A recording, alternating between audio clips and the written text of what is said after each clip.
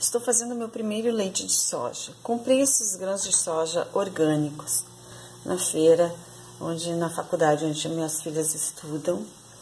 E o menino me ensinou.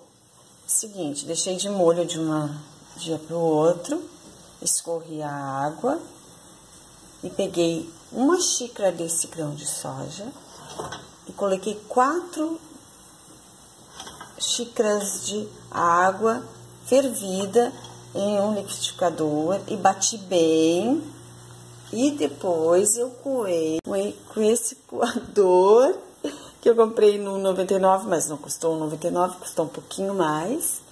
E saiu essa maravilha aqui, esse leitinho branquinho que eu estou fervendo por 10 minutos.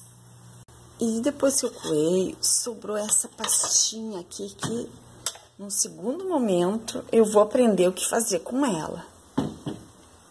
Aqui está fervendo o leite, que eu estou louca para provar meu primeiro leite de soja.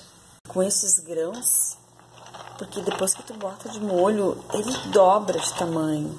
Eu vou preparar uma salada que eu já pesquisei, nossa, na maravilhosa internet. E já vi que eu vou botar esses grãos na panela de pressão por meia hora. E depois vou escorrer e vou temperar com várias coisas gostosas. Temperinho verde, cebolinha, tomate. E eu acho que vai ficar maravilhoso. Mas eu estou na expectativa do meu leite, que depois de ferver 10 minutos, tá pronto para o consumo. Vou tomar meu cafezinho da manhã. Beijos!